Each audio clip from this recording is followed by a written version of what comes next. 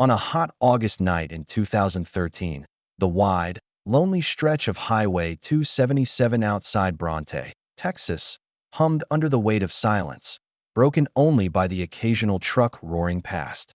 It was a place where shadows stretched long, cell service wavered, in and out, and the darkness seemed endless.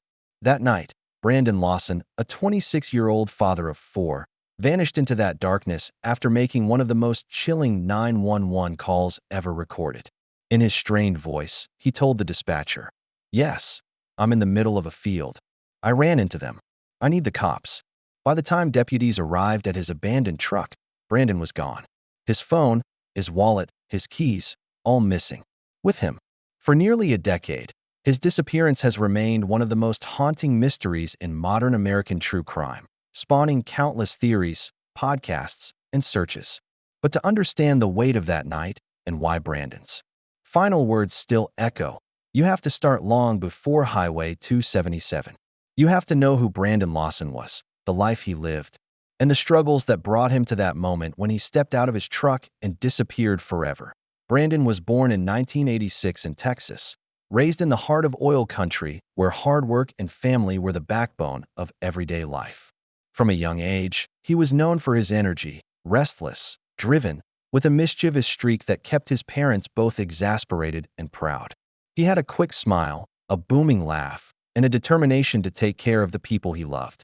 He wasn't perfect, far from it, but to those who knew him best, Brandon was loyal, protective, and someone you could always call if you needed help. As a teenager, Brandon gravitated toward hands-on work. The oil fields of West Texas promised steady paychecks for those willing to put in the sweat, and Brandon was never afraid of long hours. He built a reputation as a reliable worker, often pulling double shifts and coming home exhausted but satisfied. He dreamed of giving his children a better life than the one he'd had, of eventually owning a home where Ledessa, the woman he fell in love with, could raise their growing family in comfort. Ledessa and Brandon's relationship was full of passion and fire. They met young, fell quickly in love, and built a life together that included 4 children. Friends described them as a couple that fought hard but loved harder. Their home in San Angelo was often filled with the noise of kids playing, arguments about bills, and Brandon's determination to keep everyone fed and clothed even when money was tight. But life in the oil fields was punishing, and the pressures of providing for a family so young took its toll. Brandon struggled with drug use, a reality that created tension between him and Ledessa.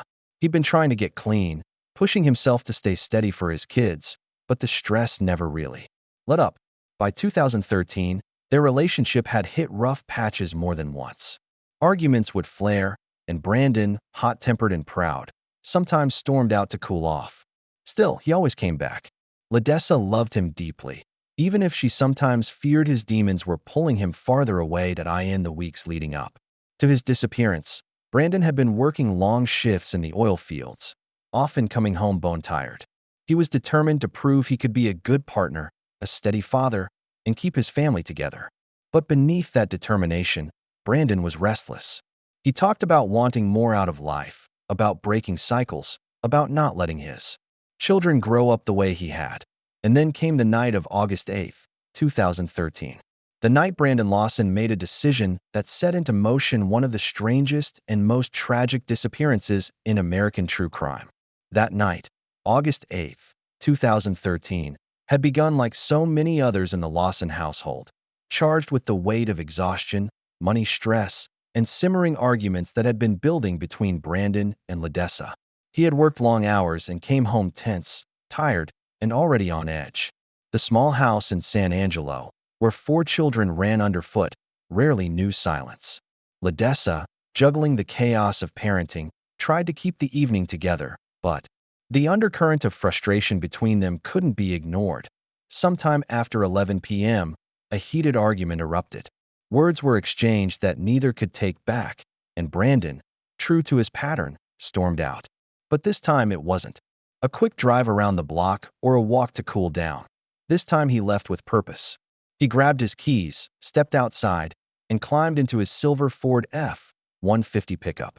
The roar of the engine breaking the stillness of the Texas night was sharp, final, Ledessa later recalled that she thought he might just head to his father's place or to his brother Kyle's, somewhere familiar where he could crash for a few hours until tempers cooled.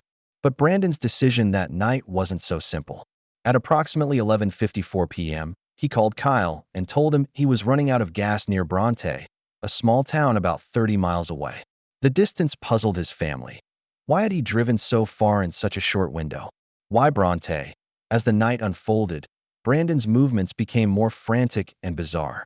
At 12:50 a.m., he dialed 911, and what followed was a chilling, garbled call that has since become one of the most haunting pieces of audio in true crime.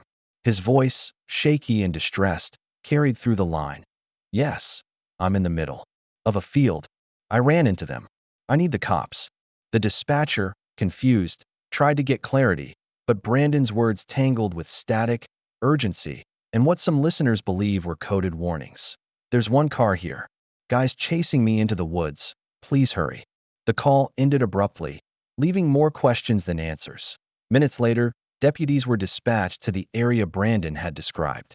They found his truck abandoned on Highway 277, just south of Bronte.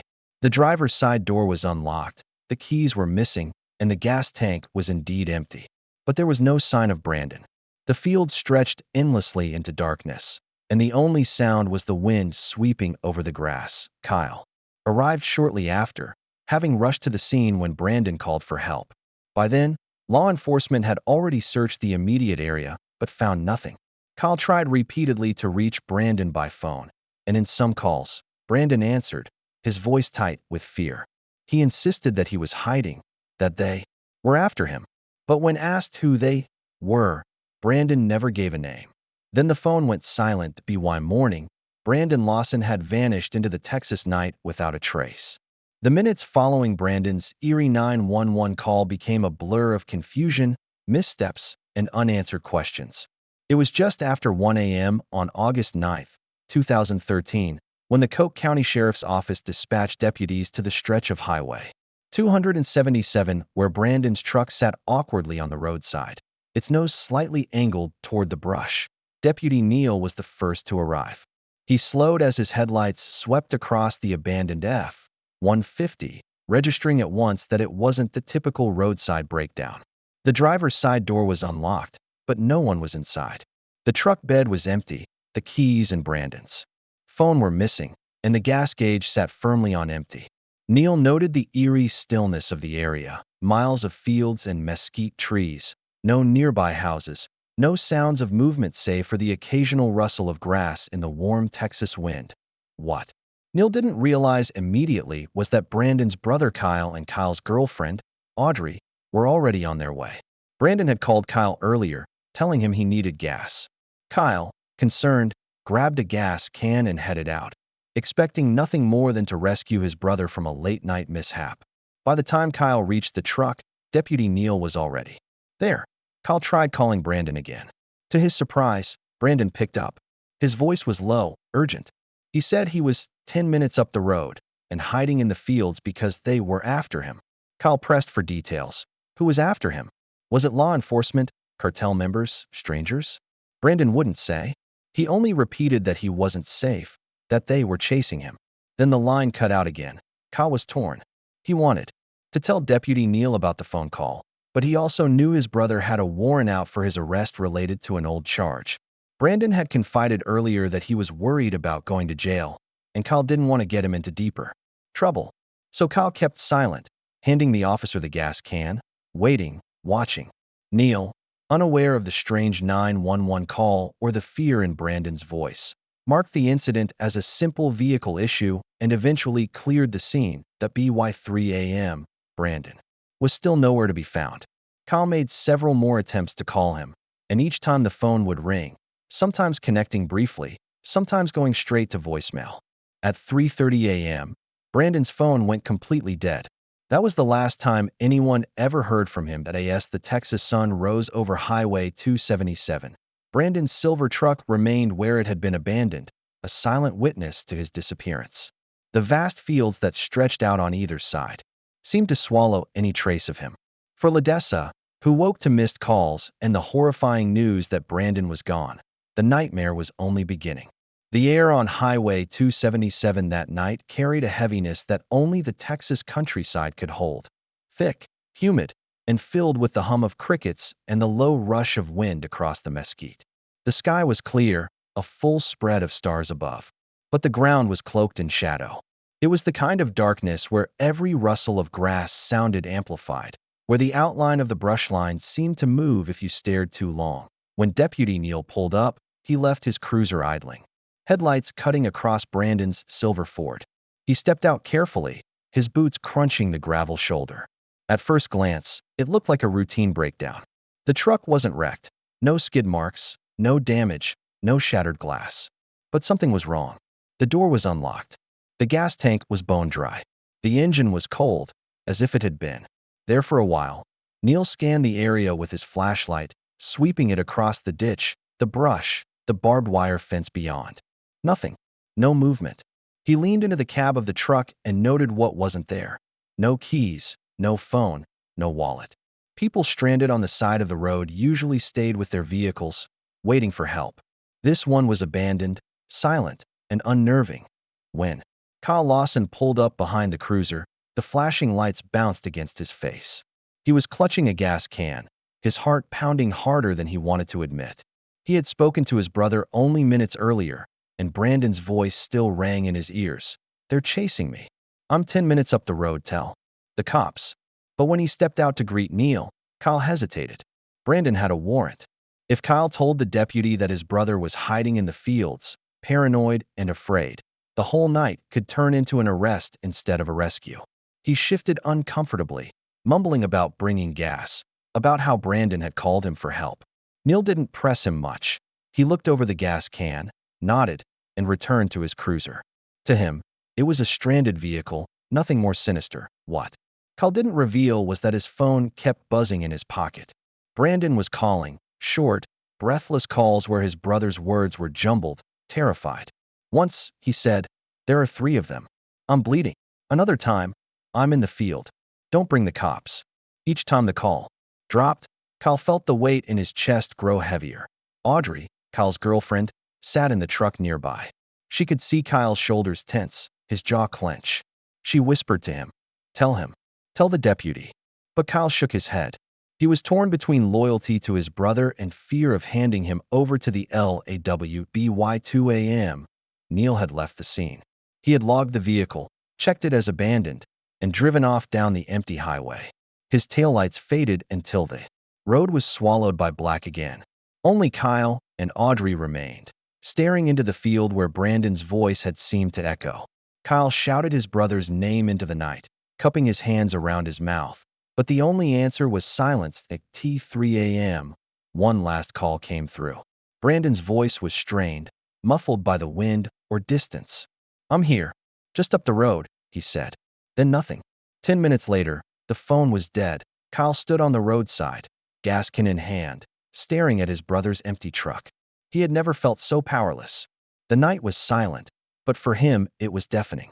Somewhere out there, his brother was alive, or had been alive, frightened, lost, running from something. But what? Or who? As dawn crept over Coke County, painting the horizon in streaks of pale orange, the truck sat exactly where it had been. Still, empty, a marker of a mystery that was only just beginning. Brandon Lawson had vanished into the Texas night, and no one could explain why. By the time the first light cracked over the horizon, Ledessa had already woken to a storm of missed calls. Her phone lit up with Kyle's name, Audrey's number, and one from a deputy she didn't recognize. Groggy, still piecing together the night before, she felt her stomach drop as she read the text Kyle had left. "Brandon's truck is out near Bronte. He called 911. Can't find him." At first, she thought it had to be a misunderstanding. Brandon had stormed out before, sure, but he always cooled off and came back.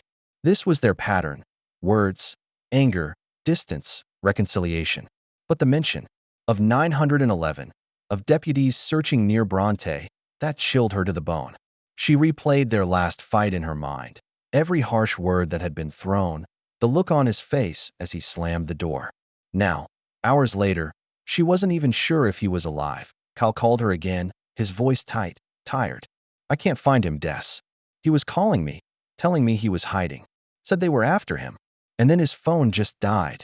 Ledessa clutched the phone to her ear, pacing the living room. Around her, the children were still asleep, innocent in their quiet dreams. How could she explain to them that their father had vanished into the dark Texas fields? She pressed Kyle for details. What do you mean hiding? Who's after him? Was he on something? Was he hurt? Kyle's answers only raised more questions. To by mid-morning, deputies from Coke County had returned to the scene. They walked the stretch of Highway 277, eyes scanning the ditches and barbed wire fences. They checked the brush near where Brandon's truck sat. But their search was limited, more of a surface sweep than a deep dive. One deputy remarked that it didn't look like foul play, just a man who had wandered off. Without clear evidence of a crime, the urgency wasn't there. Kyle couldn't shake what he'd heard in Brandon's voice. He was scared. He told anyone who would listen. This wasn't just him running off. He was scared. But Brandon's history complicated things. He had a warrant out for his arrest. He had struggled with drugs. Law enforcement quietly leaned into those details, suggesting maybe he'd gone into hiding. Maybe the disappearance was voluntary. To them, a fugitive on the run made more sense than a father of for being hunted in the dark. Still, the family wasn't convinced. Kyle, Ledessa, and others began organizing their own search. Friends spread out on foot and by ATV, combing through brush and creeks, calling Brandon's name. The land was rugged, fields giving way to dense mesquite thickets, barbed wire snaring at clothes, rattlesnakes hidden under rocks. It was the kind of place a man could get lost in quickly, especially at night. As the hours turned into days, the weight of uncertainty grew unbearable. Ledessa's phone buzzed with reporters, curious neighbors, and people claiming they'd seen something. Everyone wanted to know the same thing. How does a man vanish after a 911 call that sounded like a cry for help? And in the middle of it all, that recording, the dispatcher's log of Brandon's words, became the centerpiece of the mystery. When family members first heard it, they shivered. His voice, breathless, broken by static. I ran into them. Not sure what to do. I need the cops. Them. Who was them? Theories exploded almost immediately. The Lawson family decided to stay grounded in action, even as speculation began to swirl. Brandon wasn't just a headline to them. He was a brother, a partner, a father, and the idea that he had simply walked off and chosen not to come back was unbearable. Kyle returned again and again to the patch of highway where his brother's truck sat abandoned. He walked the fence line, peered into culverts, searched ravines with a flashlight long after dark. He called Brandon's name until his throat went raw, listening for any rustle in the grass, any faint cry in return. Each time he left, the emptiness seemed louder. Ledessa, meanwhile, fought a different battle. She had to face their children, who asked questions she didn't know how to answer. Where's Daddy? Why hasn't he come home? She tried to reassure them. Maybe he was lost, maybe he was hurt, but would be found soon. But every day that passed without news made the words taste more like lies. At night, when the children were asleep, she sat by herself and replayed their last argument over and over. If only she hadn't said what she did. If only she had convinced him to stay. Guilt became her shadow, a constant companion. The official search effort sputtered after the first few days. Coke County deputies claimed they had walked the fields and seen no evidence of foul play, no blood, no struggle. Without clear signs of a crime, they treated the case less like a disappearance and more like a missing fugitive. The warrant against Brandon for an old drug charge colored their perception. To them, he may have simply taken the opportunity to disappear, but those who knew him refused to believe that. Brandon loved his children. He had left his wallet and his keys behind, things a man wouldn't do if he were running voluntarily. And then there was the 911 call. Voluntary disappearances didn't usually begin with panicked cries about being chased. As weeks passed, the community began to fracture into camps. Some were certain Brandon had been murdered that night, perhaps lured into a trap, his body hidden in the endless fields. Others believed he was high, paranoid, and got lost, succumbing to the elements or animals in the rugged terrain. A third group leaned into darker theories. That law enforcement knew more than they were admitting, that they in Brandon's call might have meant officers themselves, and that a cover-up was underway. The case gained traction online. True crime forums lit up with amateur sleuths dissecting the 911 audio, slowing it down, transcribing it word for word. Some insisted, he said, I ran into them. I shot the first guy. Others heard. They're chasing me into the woods. The recording was grainy, distorted by static, and every listener seemed to hear something different. Ledessa avoided those forums. To her, Brandon wasn't a puzzle to solve. He was her partner, the father of her children, a man she still hoped would walk through the door. She focused instead on vigils, flyers, and pleading with authorities to keep searching. She appeared on local news, her face pale but determined, telling anyone who would listen, he wouldn't leave us. He wouldn't leave his kids. Someone knows what happened. By September, a month after Brandon vanished, the trail was already growing cold. The fields had been searched, the rivers checked, the truck towed. But the sense of something unresolved, something sinister, lingered over Coke County like a storm cloud that refused to break. Weeks turned into months, and the Lawson family lived in a strange limbo that blurred grief, hope, and exhaustion. Every day began with the same question. Could today be the day we find him? And every night ended with the same ache. Where is Brandon? Kyle, restless and guilt-ridden, couldn't let it go. He replayed his last conversations with his brother endlessly. The garbled phone calls, Brandon's cryptic words, the sound of fear in his voice. None of it matched with the idea that Brandon had just walked away. Kyle haunted the fields along Highway 277. Sometimes he went alone, sometimes with friends, sometimes with volunteers carrying flashlights and sticks to push through the brush. They scoured dry creek beds, crawled under barbed wire, and checked abandoned sheds. But every search ended the same, with nothing but silence. Ledessa fought to hold her home together. She juggled work, the needs of 4 children, and the crushing weight of not knowing whether her partner was alive. Friends who visited her house would find her at the kitchen table, surrounded by stacks of flyers and lists of numbers, sheriffs, offices, news stations, private investigators. Her eyes were rimmed red, but her voice stayed steady. I won't stop until we find him. At night, when the children asked about their father, she softened her words. She told them Daddy was lost, but people were looking for him. Sometimes she'd tuck them in and then cry silently on the couch, blaming herself for the fight that pushed him out the door that night. The family pleaded with Coke County law enforcement to treat the case with urgency, but the response was lukewarm. Brandon's active warrant made him less sympathetic in the eyes of deputies. To them, he might have been hiding, avoiding arrest. But to the Lawson family, that was unthinkable. Brandon loved his kids too much to simply vanish. Theories began to swirl, fueled by the internet. On Facebook pages and true crime forums, strangers dissected every word of the 911 call. Some claimed he said, I ran into them. I shot the first guy. Others heard, they're chasing me into the woods. Some swore they heard references to a gang or drug deal gone wrong. The audio, scratchy and distorted, seemed to carry 1,000 possible interpretations. Podcasts picked up the story, dubbing it the Brandon Lawson case, and comparing it to urban legends of people vanishing in plain sight. Commenters suggested everything from a drug cartel ambush to law enforcement involvement. Others believed Brandon had overdosed and his body had been hidden by acquaintances. A few even speculated he had staged his disappearance to start over somewhere else. But none of those theories brought Ledessa any comfort. She ignored the online chatter, focusing instead on the tangible, organizing search parties, attending vigils, speaking directly to the community. Brandon didn't just walk away, she said again and again. Someone out there knows what happened. By the 1-year mark, the family held a candlelight vigil at the roadside where Brandon's truck had been found. The night air was thick and warm, crickets buzzing in the fields around them.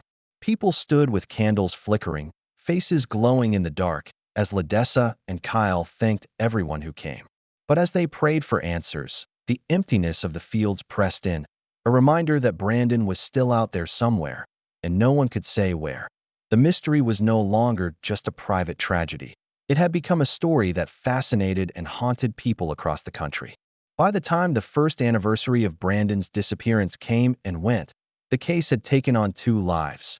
One rooted in the raw anguish of his family's daily existence, and another fueled by the wildfire of public fascination. For the Lawson family, The year had been measured not by birthdays or holidays, but by vigils, false leads, and unanswered phone calls.